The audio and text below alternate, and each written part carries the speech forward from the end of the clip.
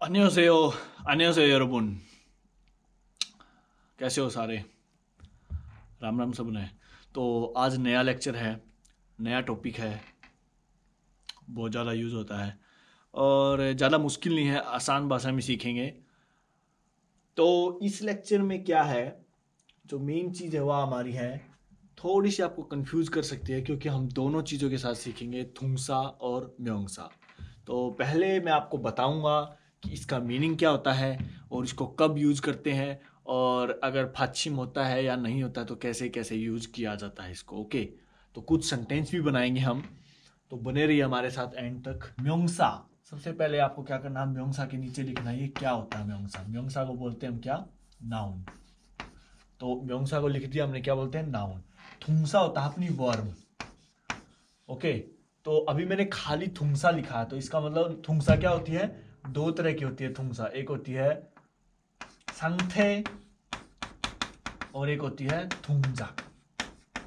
अब इन दोनों के पीछे थुमसा लगा देना, संथे थुमसा, थुमजाक थुमसा, मतलब दो तरह की होती हैं। और इसका मतलब मैंने थुमसा लिखा था, दोनों के साथ लगेगी। ओके, ये याद रखो। तो अब यहाँ पे लिखा है मैंने कि म्योंगसा के साथ, नाउन के साथ क्या लगना है, ई जी ओ। अब मैंने इसको भी क्या किया है, छोटे से इसमें डाला है, छोटी ब्रैकेट में, तो इसका मतलब फाचिम का पंगा है। लेकिन यहाँ पे क्या है, यहाँ पे नहीं है ये, तो इसका मतलब यहाँ पे कुछ भी नहीं है, फाचिम का पंगा है ही नहीं। जस्ट सभी के साथ, जिसके साथ फाचिम होता है, जिसके साथ नहीं होता, सभी के साथ हमने क्या करना है, चियो लगा देना है वर्ब के साथ। तो आसान क्या हुआ, वर्ब में आसान होगा क्योंकि हमारे को फाचिम को देखना ही नहीं है। लेकिन ये भी आसान है, इतना ज़्यादा मुश्किल नहीं है। देखो कुछ इसका मीनिंग अभी मैं बता देता हूँ, इसका मीनिंग क्या है, कब यूज करते हैं। तो ज़्यादातर इसको हम बोल चाल में यूज करते हैं, जैसे मैं हूँ और एक लिसनर है, मतलब मैं स्पीकर हूँ और एक लिसनर, एक सुनने वाला है। ओके, तो जब आप एग्रीमेंट करते हो या फिर कंफर्मेशन आपको चाहिए, मतलब मैं इस जो मेरे साथ है ये, मैं इससे पूछ रहा हूँ कि भाई बाहर क्या सर्दी है। मेरे को जैसे थोड़ा पता है, किसी से मैंने सुना है कि भाई हाँ आज थोड़ी सर्दी हो उसकी, या फिर मैंने फ़ोन में देखा होगा। लेकिन ये बंदा ऐसा है जो मतलब शायद बाहर होके आया हो या फिर बाहर से आया हो, तो इसको पता होगा, या फिर हो सकता है कि नहीं भी पता हो।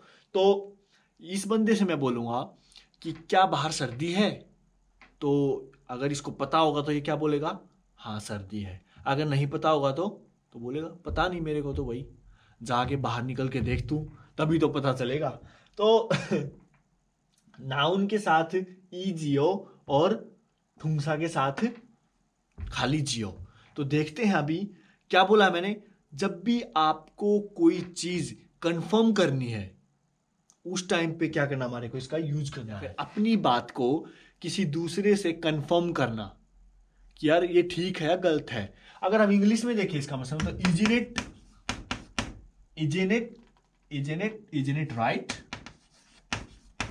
तो इसको हम रफली, मतलब बिल्कुल इसका ये मतलब नहीं है, लेकिन हम कभी कभी इसका इसका इसको आप ऐसे सोचते हैं, इज इन इट राइट। आप क्या कर रहे हो, आप उससे कंफर्म कर रहे हो कि भी हाँ ये ठीक है या गलत है। ओके, तो is in it right, is in it so, is in it सो, ऐसे भी यूज होता है। इज इन इट सो नहीं, इज इन इट दैट सो,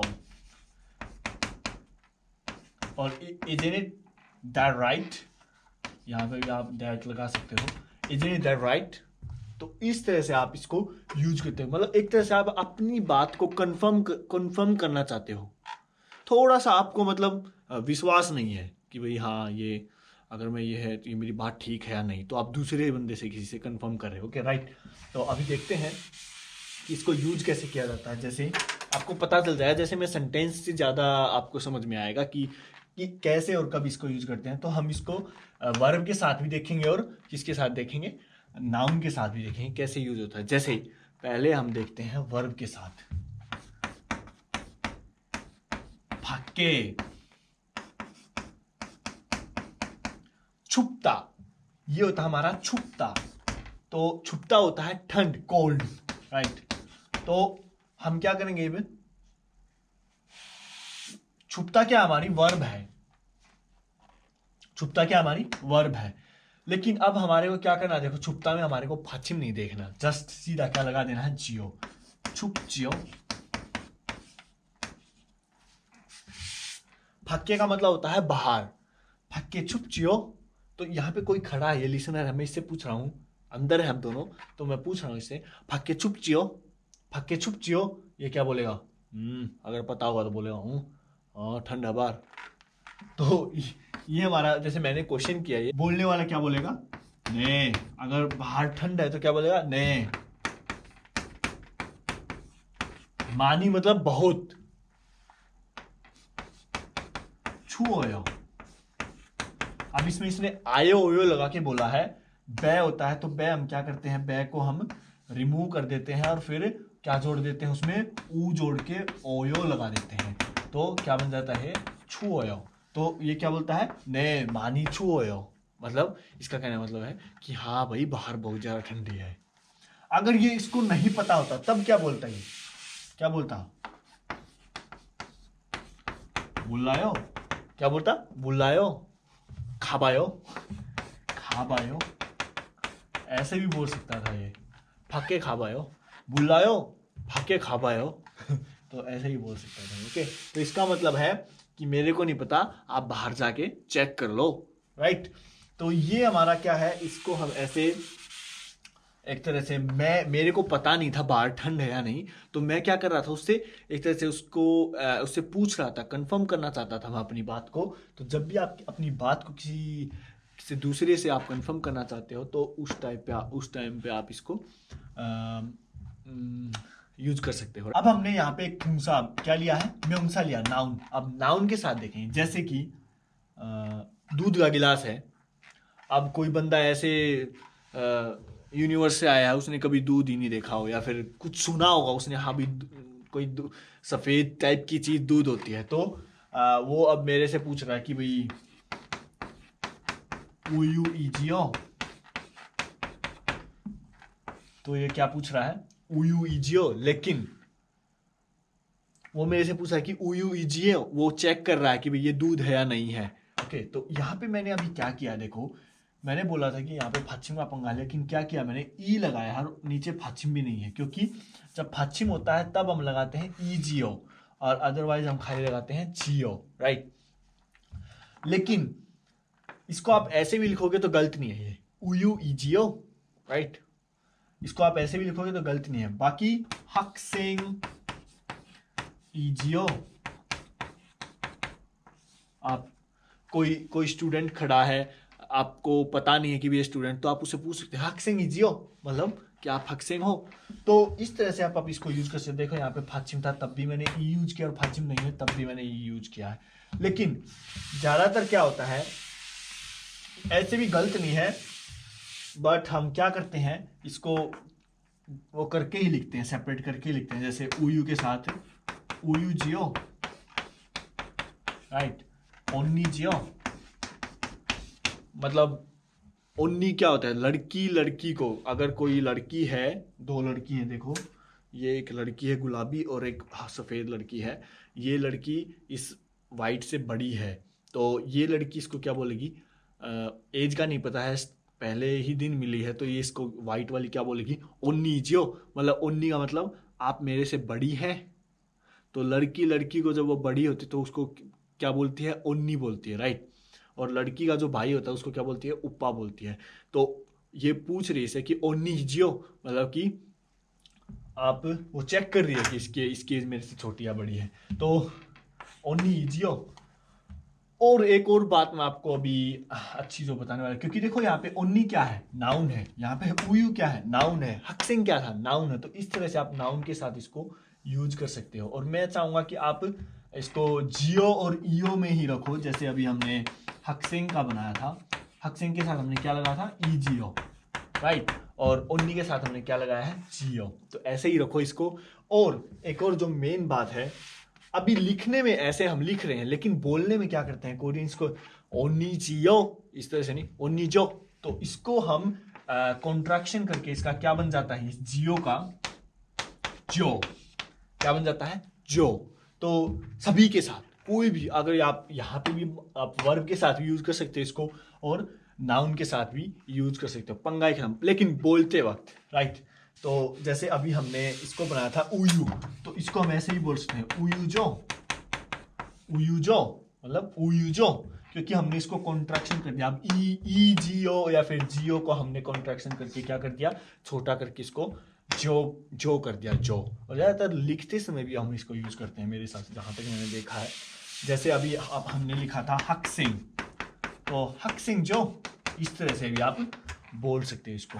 या फिर छुप जो, ज़्यादातर वर्ब में भी हम यूज करते हैं, जैसे यहाँ पे जियो यूज किया था हमने, जस्ट आप ऐसे छुप जो, लिखते वक्त भी शायद हाँ यूज करते हैं इसको, छुप जो इस तरह से। क्योंकि छुप जियो ये थोड़ा लंबा हो जाता है, तो कोरियंस क्या करते हैं, जो भी लंबे लंबे बोलने में अगर तकलीफ आती है तो वो क्या कर देते हैं, उसको छोटा कर देते हैं। तो छुप जो, तो ये क्या है, फाके छुप जो। मैं भी ज़्यादातर यही यूज करता हूँ, जो फाके छुप जो बहुत कम यूज करता हूँ मैं, जियो। और स्टार्टिंग में जब मैंने कोरियंस ये पढ़ रहा था मैं ग्रामर, उस टाइम पे मैंने इसे पढ़ी थी, और उसके बाद तो फिर मैंने अब पता चला ना मैंने कि भैया इसको जो भी करते हैं, तो ज़्यादातर जो यूज करते करते मैं इसको तो मैं भूल ही गया था कि हाँ भाई जियो भी क्या होता है। तो अभी जैसे मैंने अभी ग्रामर को थोड़ा पलट के देखा, हाँ तो ये जो को जियो ही बोलते हैं, तो ऐसा होता है कभी कभी।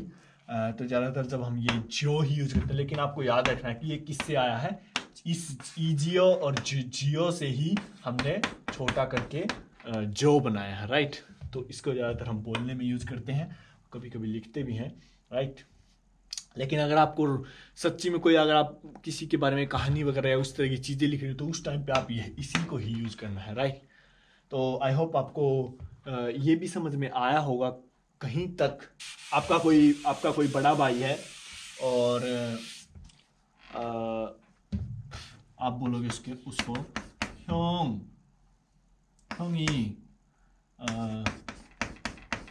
의사지요। तो ये क्या है, ये क्वेश्चन है, मैं पूछ रहा हूँ भाई को, मेरे जो बड़ा भाई होगा मेरा, मैं उससे पूछ रहा हूँ 의사지요, मतलब मैं पूछ रहा हूँ कि क्या आप डॉक्टर हो, क्या आप डॉक्टर हो। ऐसा मतलब डॉक्टर, क्या आप डॉक्टर हो। तो अगर वो डॉक्टर होगा तो क्या बोलेगा, ने ऐसा, ऐसा ये हो, क्या है, ने ऐसा ये हो। अगर ऐसा नहीं है तो क्या बोलेगा, आनियो हेसावोन ये हो, हेसावोन ई ए हो। तो हेसावोन ये हो, राइट। वीसा ये हो, नहीं वीसा ये हो। या फिर अगर नहीं है वो डॉक्टर नहीं है तो क्या बोलेगा वो, आनियो हेसावोन ये हो। जैसे आप कोई घर में नया आता है, कोई मेहमान आता है, तो आपको उसकी जॉब वगैरह पूछनी है, तो आप कुछ भी लगा के आप पूछ सकते हो कि भाई वैसा जियो। या फिर आपने कहीं पे सुना होगा कि भी वो डॉक्टर है, लेकिन आपको पता नहीं कि भी शकल में आपको थोड़ा हाँ बहुत दिनों में मिले हो, तो आप कंफर्म करना चाह रहे हो कि हाँ भाई वैसा ही जो।